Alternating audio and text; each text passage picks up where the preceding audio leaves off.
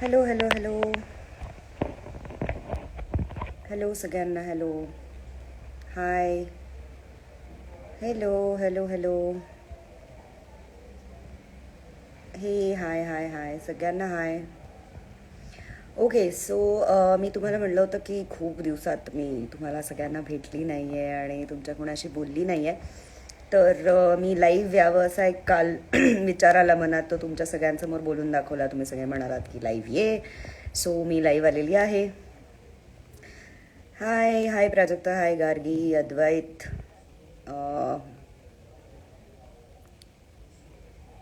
Hello hello hello hello hello सगळ्यांना hello. माझा आवाज येतोय का? प्लीज मला सांगता का जरा. मी मस्त आहे, अमेझिंग आहे.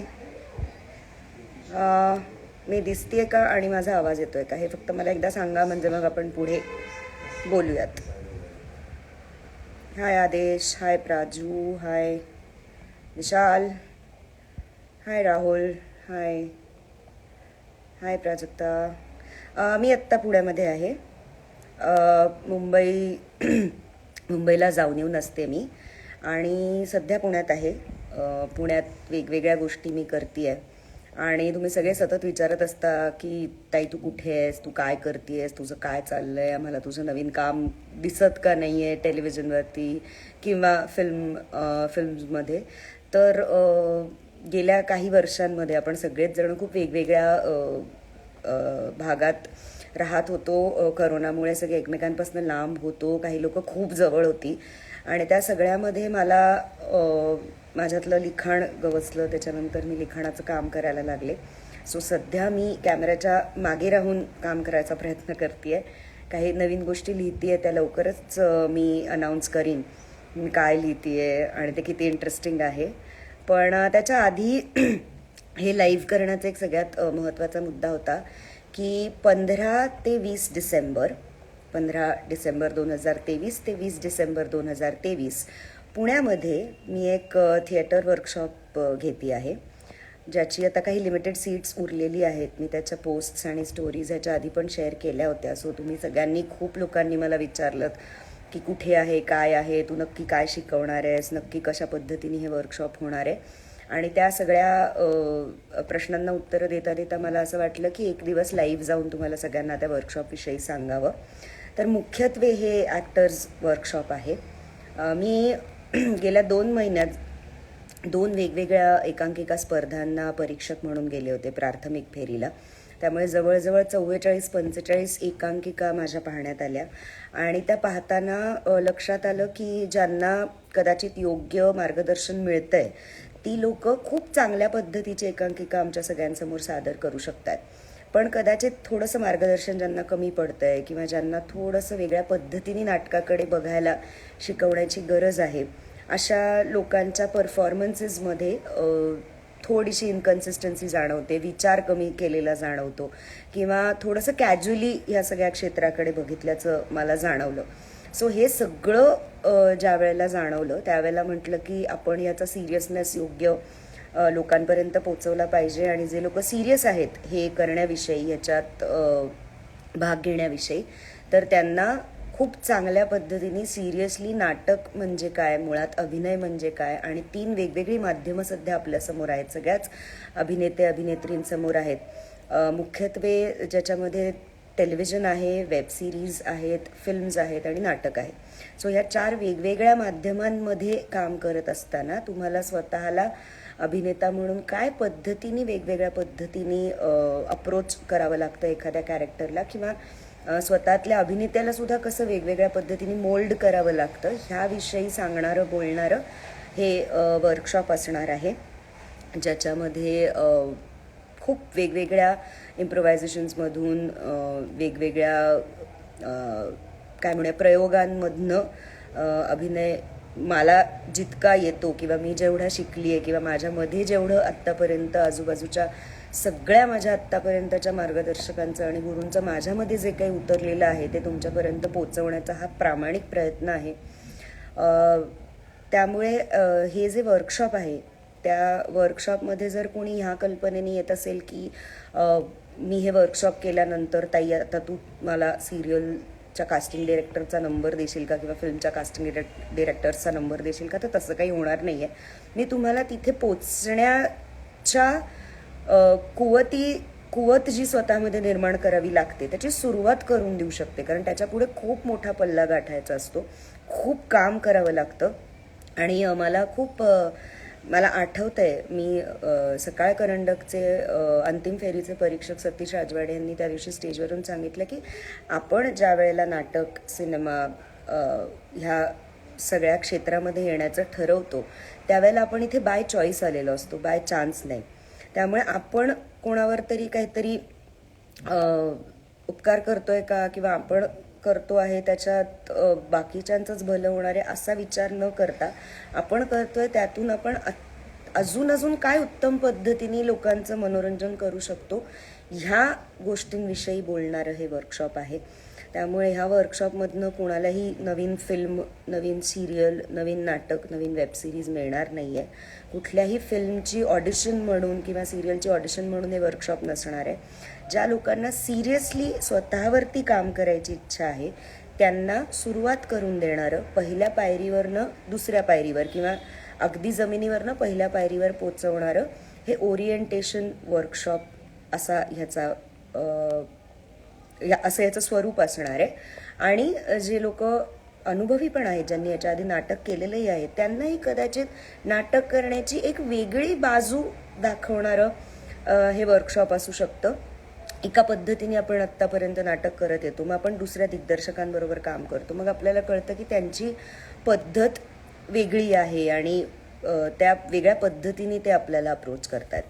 सो तशा वेगवेगळ्या पद्धतीने एकाच कॅरेक्टरकडे बघण्याचा, नाटकाकडे आणि अभिनयाकडे बघण्याचा प्रयत्न या वर्कशॉपमधनं आपण सगळेजण एकत्र मिळून करणार आहोत.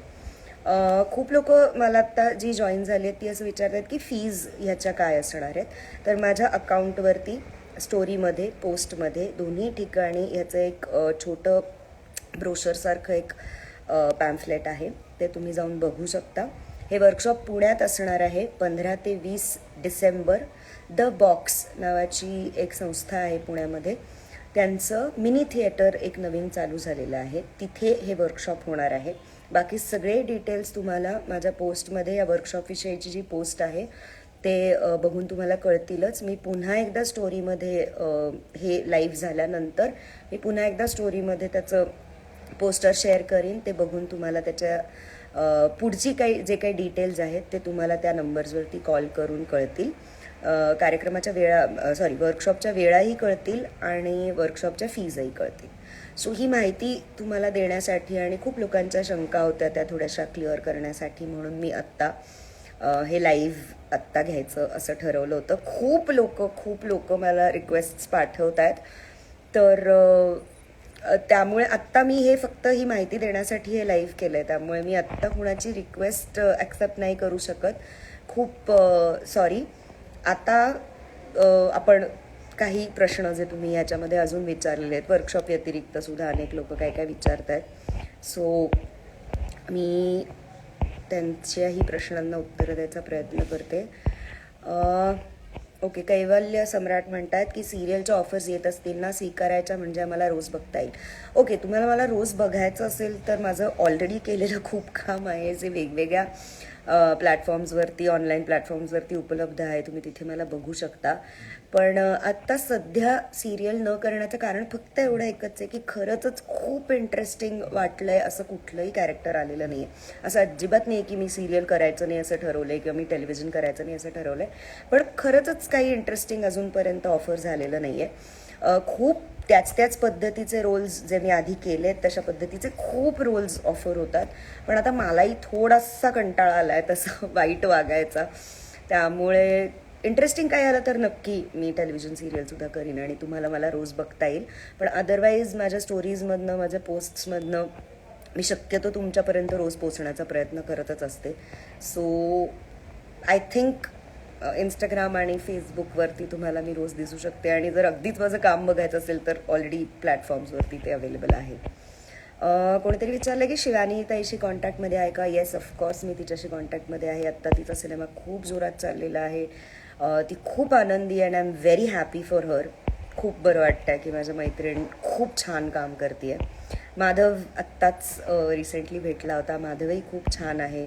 आम्ही सतत कॉन्टॅक्टमध्ये असतो, आम्ही एकमेकांशी बोलतो, गप्पा मारतो. अजूनही आमची मैत्री टिकून आहे, if that's what you want ask. Hello hello hello. खूप लोक. ओके, तब्येत खूप डाऊन दिसते. हां, तर मी सध्या लिखाण करते आणि माझी लिखाणाची वेळ ही शक्यतो रात्रीची असते. त्यामुळे माझं रात्रीचं सध्या जागरण चाललं आहे, कारण काही डेडलाईन्स आणि इतर गोष्टी मीट करायच्या आहेत. त्यामुळे जरा डोळ्याखाली काळं दिसत असेल आणि अर्थात आत्ता लाईटिंगही जरा गडबड आहे. त्यामुळे पण मी एकदम छान आहे, ठणठणीत आहे, उत्तम आहे, छान काम करते. मला मजा येईल असं काम करते आहे. त्यामुळे प्लीज डोंट वरी. मी स्वतः जे आत्ता करते त्या कामामध्ये प्रचंड आनंद मिळवते आणि मला भयानक बरं वाटतं आत्ता जे मी काम करते त्याच्याबद्दल. ओके, अजून अजून अजून अजून हाय. आता मला हे नाव ना नीट मी प्रोनाऊन्स करते का मला माहीत नाही, पण काळे खोवेश असं बहुधा हे नाव आहे.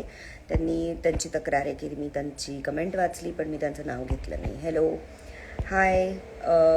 जे लेट आलेत आता त्यांना मी सगळ्यांना सांगते आहे की पुन्हा एकदा हे लाईव्ह जे आहे ते मी स्पेसिफिकली माझ्या वर्कशॉपविषयी सांगण्यासाठी, ती माहिती तुमच्यापर्यंत पोचवण्यासाठी चालू केलं होतं. तर मुळात 15 ते 20 डिसेंबरमध्ये पुण्यात मी एक वर्कशॉप घेणार आहे. नाटक आणि अभिनय ह्या दोन गोष्टींशी रिलेटेड ते वर्कशॉप असणार आहे.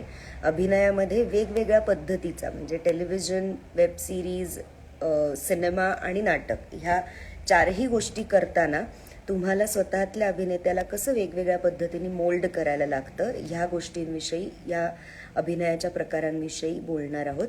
आणि आत्ता पर्टिक्युलरली आपल्याकडे माध्यम हातात वर्कशॉप जेव्हा करत असतो तेव्हा नाटक आणि या सगळ्याच्या दृष्टीने ज्या पद्धतीचं काम आपण करू शकतो तशा पद्धतीने ॲक्टर्सबरोबर जे वर्कशॉपमध्ये येतील त्यांच्याबरोबर मी काम करणार आहे. 20 तारखेला शेवटच्या दिवशी त्या सगळ्या ॲक्टर्सचा एक छोटासा परफॉर्मन्सही करायचा आम्ही प्रयत्न करणार आहोत, की जे लोक आले, जे वर्कशॉपमध्ये सहभागी झाले, त्यांना वर्कशॉपमध्ये त्या प्रोसेसमधूनच वेगवेगळ्या गोष्टी शिकवण्याचा, किंवा आपण म्हणूया की शिकवण्यापेक्षाही माझ्याकडे जे आहे ते शेअर करण्याचा प्रयत्न असणार आहे.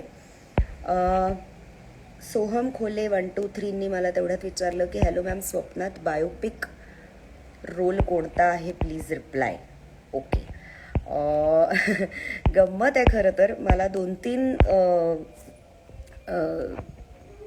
पात्र अशी आहेत आयुष्यात ज्यांची बायोपिक करायला आवडेल. रंजना नावाच्या ज्या मराठी अभिनेत्री होत्या त्यांच्या जीवनावर ॲक्च्युली आत्ता एक सिनेमा येतो आहे, पण मला त्यांच्या बायोपिकमध्ये त्यांचं काम करायला खूप आवडलं असतं. आणि दुसरी एक, मी एक पुस्तक वाचलं होतं मध्यंतरी, मला उद्ध्वस्त व्हायचं आहे नावाचं, ज्याच्या लेखिका आहेत मल्लिका अमर शेख, आणि ते त्यांचं आत्मचरित्र आहे आणि मेमॉयर आपण म्हणूया, कारण अगदी छोटं पुस्तक आहे, पण ते वाचल्यावर मला खूप गोष्टी त्याच्यातल्या एक स्त्री म्हणून, बाई म्हणून रिलेट झाल्या. आणि मला असं वाटतंय की कधी जमलं तर मला त्या पुस्तकावरती काहीतरी नाटक, सिनेमा काहीतरी करायला खूप आवडेल, कारण खूप इंटरेस्टिंग पुस्तक आहे ते आणि खूप चांगल्या पद्धतीने लिहिलं आहे त्यांनी. सो येस, ह्या 2 व्यक्ती आत्ता तरी माझ्या डोळ्यासमोर पटकन येत आहेत तुम्ही विचारल्यानंतर. ओके, खूप लोकांची इच्छा आहे की पुण्यात का वर्कशॉप होतं आहे, मुंबईत का होत नाही आहे. पण येस, ऑफकोर्स ह्या वर्कशॉपचा आत्ता तरी आम्हाला रिस्पॉन्स खूप चांगला आलेला आहे. आता अगदी काही सीट्स उरलेत, अर्थात लिमिटेड सीट्स मुद्दामने ठरवलं होतं, कारण नाहीतर मग पर्सनल अटेन्शन देता येत नाही प्रत्येकाला, प्रत्येकाकडे नीट लक्ष देऊन 1-on-1 संवाद करता येत नाही. त्यामुळे आत्ताच्या ह्या वर्कशॉपच्या सीट्स लिमिटेड आहेत. पुण्यात सुद्धा ह्याच्यानंतर वर्कशॉप घेण्याची, मुंबईतसुद्धा वर्कशॉप घेण्याची माझी इच्छा आहे. अर्थात आपण फेसबुक आणि इंस्टाग्रामच्या माध्यमातून बोलत राहूया. तुम्ही तुमच्याही भागात जर तुम्हाला वर्कशॉप करायचं असेल किंवा असंच 1-2 दिवसामध्ये आपण नाटकाविषयी आणि इतर गोष्टींविषयी चर्चा करायला एक व्यासपीठ तयार करू शकलो, तर मला असं वाटतं की ते फार गरजेचं आहे सध्या करणं. सो तेही आपण करू शकतो. तर पुढच्या जशा जशा गोष्टी ठरत जातील तशा तशा मी पोस्ट करत राहीन, तुम्ही प्लीज बघत राहा. आणि मुंबईतही आपण वर्कशॉप करूच या. ओके, तुम्हाला बरेच प्रश्न विचारले आहेत ते विचारले जात आहेत ते वाचा. Okay, yes Tejas Devaskar sir, मी वाचते आहे ते प्रश्न. अरे आमोद दोशी नावाचा आमचा एक दादा आहे. त्यांनी इथे आत्ता असं लिहिलं आहे की लता मंगेशकर दिदींचा रोल तू खूप छान करशील. तर आमोद दादा, मला तुला एक किस्सा सांगायला आवडेल की मागे एक फिल्म होणार होती ज्याच्यामध्ये लता मंगेशकरांचं कॅरेक्टर असणार होतं आणि तरुण लता मंगेशकरांचं कॅरेक्टर असणार होतं, ज्याच्यासाठी मला फोन आला की तू स्क्रीन टेस्ट करशील का, ऑडिशन करशील का. आणि मी त्या फोनवरतीच त्या माणसाला विचारलं की तुम्ही माझ्याशी बोलताय, तुम्ही माझा आवाज ऐकताय ना, म्हणजे लता दिदींचा आवाज कुठे आणि माझा आवाज कुठे. पण ते म्हणाले की नाही, आम्हाला असं वाटतंय की तुमच्या चेहऱ्यामध्ये अगदी कमीत कमी बदल करून खूप चांगल्या पद्धतीने मेकअप करून तुम्ही लता दिदींचं काम करू शकाल. आणि अक्षरशः मी खोटं नाही सांगत, पण मी 4 दिवस फक्त लता मंगेशकर कशा बोलतात, कशा चालतात, तो असा रुमाल हातात धरून बोलता बोलता त्यांच्या तोंडावरनं कसा फिरवतात वगैरे वगैरे, हे सगळे मॅनरिझम्स बघितले. आणि ते सगळं एक्सटर्नल मॅनरिझम्स अगदी उत्तम त्या सीनमध्ये मी आणू शकले. पण आवाजाचं काय करायचं. आणि सुदैवाने रोहन मापुसकर नावाचा माझा कास्टिंग डिरेक्टर मित्र आहे, तो होता तिथे. आणि त्यांनी इतका पुश केलं मला आणि इतकं मला असं वाटतं की बळ दिलं, कॉन्फिडन्स दिला की नाही नाही तू करू शकशील, थोडा प्रयत्न कर. आणि त्यानंतर एक टेक आम्ही केला आणि मला माहीत नाही काय झालं, पण त्या टेकमध्ये त्या जशा बोलायच्या तसं काहीतरी बोललं गेलं माझ्याकडनं. आणि अर्थात ती फिल्म नंतर झाली नाही, पण हा ना एक काहीतरी खूप सरियल अनुभव आला होता मला. सो आत्ता आमोददादांनी हे म्हटल्यावर मला तो किस्सा तुम्हाला सगळ्यांना सांगा असं वाटला की बऱ्याचदा काय होतं, तुम्ही प्रयत्न जेवढे करत राहता ना ते कधी कधी कमी पडतात, पण काही वेळेला जर दैवी काहीतरी आजूबाजूचं म्हणजे युनिव्हर्सची इच्छा असेल ना तर ते जुळून येतं आणि त्या क्षणात तुमच्याकडनं ते डिलिव्हर पण होतं. सो हा एक किस्सा लता मंगेशकरांचा, ती बायोपिक नव्हती लता मंगेशकरांची, पण एका फिल्ममध्ये लता मंगेशकरांचं कॅरेक्टर असणार होतं, त्याच्यासाठी मी जेव्हा काम केलं होतं तेव्हा. सो आमोददादा तू करेक्ट आहेस. आणि आमोददादा जो आहे, आमोद दोशी, तो उत्तम मेकअप आर्टिस्ट आहे, त्यामुळे त्यांनी बरोबर चेहरा बघून बहुधा आत्ता मला हे सांगितलेलं आहे. So thank you so much. माझ्यासाठी खूप मोठा सन्मान असेल तो जर कधी मला ते करायला मिळालं तर. फीज मी म्हटलं तसं ह्या वर्कशॉपच्या फीज किंवा मुंबईत होणाऱ्या वर्कशॉपच्या फीज हे त्यावेळेला तशा मी सांगत जाईन. एज लिमिट 18+ असं आत्ता ठरवलेलं आहे याचं, कारण काही गोष्टी आहेत ज्या अभिनयाशी निगडीत आहेत, बॉडी इनिबिशन्सबद्दल आहेत, बॉडी अवेअरनेसबद्दल आहेत. तर ह्या काही गोष्टी उगाचच अननेसेसरीली लहान वयात आता अर्थात आजूबाजूच्या आपल्या या सोशल मीडियामुळे कळतच असतात, पण त्या कळाव्यातच असं मला वाटत नाही. पण तरीही 15 तारखेला जेव्हा रजिस्ट्रेशन होईल त्यावेळेला जर कोणी 15 ते 18 या वयोगटातली लोकं आली तर त्यांच्याशी मी पर्सनली बोलून ठरवीन की त्यांना मी वर्कशॉपमध्ये घेऊ शकते किंवा नाही. आत्ता वयोमर्यादा 18+ आहे. साधारण त्याच्यानंतरची कुठलीही व्यक्ती या वर्कशॉपला येऊ शकते. Hello, I am good. खूप लोकांनी हाव यू विचारलं आहे, तर मी खूप छान आहे, मस्त आहे, मज्जा आहे.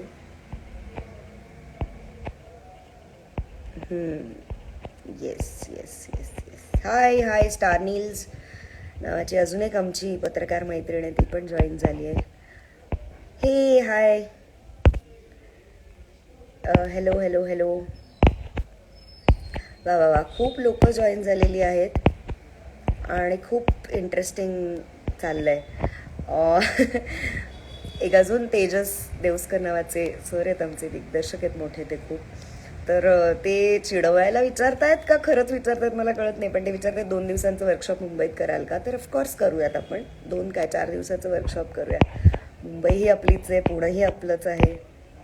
आणि कदाचित त्याच्यानंतर साताऱ्यामध्येही हे वर्कशॉप करण्याची माझी इच्छा आहे, कारण तिथनं विचारणा झाली आहे जेव्हा मी ह्या वर्कशॉप विषयी सोशल मीडियावरती पोस्ट केलं. त्यानंतर काही शहरांमधनं विचारणा झाली की आमच्याही शहरात येऊन तुम्ही वर्कशॉप कराल का. तर तिथे तुमची कुठली संस्था असेल, तुम्ही तिथल्या बाकीच्या लॉजिस्टिक्सची जर सोय होऊ शकणार असेल किंवा इंटरेस्टेड एक 5-10 लोक जरी तिथे आहेत असं तुम्हाला माहिती असेल, तुमच्या संस्थेसाठी ते वर्कशॉप करायचं असेल, तरीही मला इंस्टाग्राम किंवा फेसबुकच्या माध्यमातून DMsच्या माध्यमातून तुम्ही माझ्यापर्यंत पोचून मला ते कळवू शकाल. आणि ऑफकोर्स मी सगळे मेसेजेस वाचायचा प्रयत्न करते, सो तुमचा मेसेज मिस नाही होणार. मी वाचीन आणि मग नंतर आपण फिगर आउट करू शकतो की कुठल्या शहरात कधी आपण वर्कशॉप घेऊ शकतो. Yes, thank you so much Nilima. हे हाय खुदाबख्श, हाव यू. आमचा एक मित्र आहे, त्याचं नाटकात नाव खुदाबख्श होतं, तर त्यांनी मला नाटकातल्या नावाने हाक मारली, त्यामुळे त्याला खुदाबख्शची हाक मारायला लागली. येस तेजस सर, नक्की करूयात आपण मुंबईत workshop. Yes, thank you Bhakti, thank you for compliment. Bhakti 2588. Hello, हाय.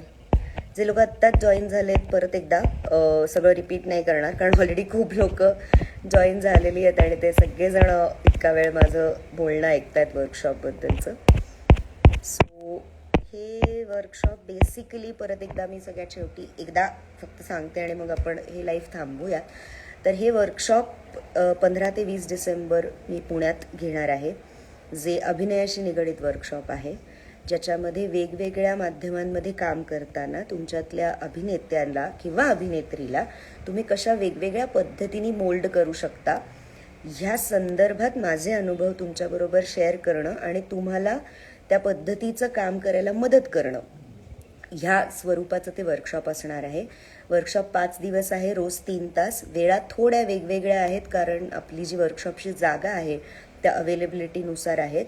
माझ्या इंस्टाग्राम अकाउंटवरती आणि फेसबुक अकाउंटवरती, फेसबुक पेजवरती या वर्कशॉपचं पोस्टर मी शेअर केलेलं आहे. सो तुम्ही प्लीज ते पोस्टर बघा, त्याच्यामध्ये तुम्हाला पुढचे डिटेल्स कळतील आणि मग तुम्ही त्या दिलेल्या कॉन्टॅक्ट नंबरवरती फोन करून वर्कशॉपमध्ये सहभागी होऊ शकता. आत्ता खरंच खूप कमी सीट्स उरली आहेत, त्यामुळे मी आत्ता असं नाही आहे की वर्कशॉपला कोणी येत नाही आणि म्हणून मी लाईव्ह करते आणि खूप लोकांनी या असं म्हणते. मी मुद्दामून लिमिटेड सीटिंग ह्याच्यासाठी ठेवलेलं आहे. साधारण 15 ते 20च लोक ह्या वर्कशॉपमध्ये आत्ता असणं अपेक्षित आहे आणि अगदी कमी सीट्स उरलेले आहेत, त्यामुळे ज्यांना इच्छा आहे त्यांनी कृपया लवकर संपर्क करा. आणि वयोमर्यादा वर्कशॉपची 18 वर्ष आणि त्याहून पुढे अशी आहे. जर अगदीच कुणाला 11वी-12वीतल्या मुलामुलींना जी 16 ते 18 वर्षाच्या मधली आहेत त्यांना वर्कशॉप करण्याची इच्छा असेल तर वर्कशॉपच्या रजिस्ट्रेशनच्या दिवशी 1 तासभर आधी मी तिथे येणार आहे. त्यावेळेला मी पर्सनली त्या व्यक्तींशी बोलून मग मी त्यांना वर्कशॉपमध्ये सहभागी करून घ्यायचं की नाही हे सांगू शकेन. कृपया वर्कशॉपच्या फीज आणि बाकी सगळ्या डिटेल्ससाठी पोस्टरवरती दिलेल्या नंबरवरती फोन करा. तुम्हाला तिथे डिटेल माहिती दिली जाईल आणि मग तुम्ही विचार करून ठरवू शकता की तुम्हाला हे वर्कशॉप जॉईन करायचं आहे किंवा नाही. तर असं आहे. आणि अजून परत एकदा नवीन जॉईन झालेले लोक कामांविषयी विचारत आहेत, तर मला सगळ्यांना हे सांगायला आवडेल की मी आत्ता खूप माझ्या आवडीचं आणि मला खूप आनंद देईल असं काम करते, जे की लिखाणाचं आहे. मी मध्यंतरी सीतारामम नावाची एक तेलुगू फिल्म आहे, त्या तेलुगू फिल्मचे हिंदी संपूर्ण डायलॉग्स मी लिहिले, ज्याचं मला खूप कौतुक वाटतं स्वतःविषयी की त्याचे टायटल क्रेडिट्समध्ये माझं नाव आलेलं आहे. आणि त्यानंतर कुमारी श्रीमती नावाची एक सिरीज आहे जी आत्ता ॲमेझॉन प्राईमवरती आहे. तर तुम्ही ॲमेझॉन प्राईमवरती जाऊन जर लँग्वेज हिंदीमध्ये चेंज केलीत तर कुमारी श्रीमती नावाची ही सिरीज हिंदीमध्ये जे काही संवाद तुम्ही ऐकाल ते मी लिहिलेले आहेत. त्यामुळे अशी लिखाणाची कामं आत्ता माझ्याकडे येत आहेत. इंडिपेंडेंटली मी स्वतः एक फिल्म लिहिती आहे. एक अजून वेगळी एक फिल्म आहे ज्याचं ॲडॅप्टेशनचं काम माझ्याकडे आलेलं आहे. सो असं खूप इंटरेस्टिंग, खूप वेगवेगळ्या विषयांवरचं आणि खूप वेगळ्या म्हणजे टोकाचे 2 वेगळे विषय, म्हणजे एक कॉमेडी आहे, एक ट्रॅजेडी आहे, एक मिस्ट्री आहे, एक लव्ह स्टोरी आहे, असं काहीतरी खूप इंटरेस्टिंग चारही पाचही जॉनर्समधलं मला लिहायला मिळतं आहे आणि वेगवेगळ्या म्हणजे लिहिताना मला असं वाटतं की त्या जगामध्ये तुम्ही प्रवेश करता. सो तसं ते वेगवेगळं जग मला आत्ता एक्सप्लोअर करायला मिळतं आहे. सो काम वाईज मला खूप मज्जा येते हे सगळं करायला. सो त्यामुळे मी तुम्हाला आत्ता खरं तर टेलिव्हिजनवर किंवा नाटकामध्ये किंवा सिनेमामध्ये दिसत नाही, कारण माझ्याकडे खूप काम आहे. आणि एकदा तुम्ही टेलिव्हिजन करायला लागलात किंवा नाटक आणि सिनेमा करायला लागलात की त्या सगळं जे काही तुमचं वेळापत्रक व्यस्त होऊन जातं, त्यानंतर मग काही लिखाणाला वेळ मिळत नाही. तर आत्ता मी माझ्या लिखाण कामाला वेळ द्यायचं असं ठरवलं आहे, त्यामुळे मी आत्ता ते करते. Thank you so much, thank you so much. खूप लोकांनी आत्ता परत सीताराममचा उल्लेख झाल्यावर असं झालं की खूप लोकांनी सीताराममविषयी पण त्याचे संवाद उत्तम आहेत वगैरे सांगायला सुरुवात केली आहे. Thank you so much. तर आता मी हे लाईव्ह थांबवते, कारण तुम्हालाही जेवायचं असेल, मलाही जेवायचं आहे. साधारण जेवणाच्या वेळेला मी चालू केलं होतं हे लाईव्ह. पण थँक्यू सो मच. हाय सुमित वाघमारे, मी खूप मोठा फॅन आहे. 4 वर्ष झाली भेटण्याची इच्छा आहे. येस, ऑफकोर्स मला नक्की वाटतं आहे की तुमची इच्छा खूप प्रबळ असेल. माझीही तुम्हाला सगळ्यांना कायम भेटण्याची इच्छा असते, त्यामुळे मी प्रयत्न करते जिथे जिथे मला शक्य आहे तिथे तिथे येऊन तुम्हाला भेटण्याचा. पण लाईव्ह येणं हे ना असं थोडं माझ्या स्वभावात बसत नाही, कारण मला झूम कॉल्स, झूम मीटिंग्स मला झेपतच नाहीत. कारण आपल्यासमोर कोणीच नाही आणि आपण एका रिकाम्या कॅमेऱ्याशी किंवा फ्रेमशी बोलत राहायचं हे थोडं माझ्या सिस्टीमच्या बाहेरचं आहे. त्यामुळे लाईव्ह येणं माझ्याकडनं कमी होतं. पण बाकी सगळी माहिती तुमच्यापर्यंत मी पोचवत असते कायम, आणि तुम्ही बघत असता, तुम्ही रिप्लाईज करत असता, आणि मीही तुम्हाला शक्य तितक्या लोकांना रिप्लाय करण्याचा प्रयत्न करते. आत्तासुद्धा खूप रिक्वेस्ट्स येत आहेत हे लाईव्ह जॉईन करण्यासाठी, पण आय एम रिअली सॉरी, मला आत्ता कुणालाही जॉईन नाही करून घेता येणार, कारण एका स्पेसिफिक कारणासाठी लाईव्ह केलं होतं. पण थँक्यू सो मच, तुम्ही सगळेजण आलात इथे, आणि तुम्ही सगळ्यांनी खूप संयुक्तिक प्रश्न विचारलेत, इंटरेस्टिंग प्रश्न विचारलेत, त्याची मला इंटरेस्टिंग उत्तरं देता आली, आणि खूप दिवसांनी तुमच्या सगळ्यांची गप्पा मारायला मिळाल्या. Thank you so much. Thank you thank you thank you thank you so much. आणि स्टे ट्यून्ड. इंस्टाग्राम आणि फेसबुकवरती खूप इंटरेस्टिंग गोष्टी मी आत्ता ज्या करते त्याच्याविषयी माहिती मी तुम्हाला सगळ्यांना देत राहील. Thank you so much. Bye bye. Good night. I love you all. खूप तुम्ही जे काही प्रेम माझ्यापर्यंत कायम पोचवत राहता ते माझ्यापर्यंत ॲक्च्युली पोचतं, आणि मला खूप बरं वाटतं. त्यातूनच मला पुढचं काम करण्याचं बळ मिळतं आहे. Thank you so much once again. आणि मज्जा करूयात, मज्जा करत राहा. काळजी घ्या स्वतःची, इतरांची, पर्यावरणाची, आजूबाजूच्या गोष्टींची. बाय.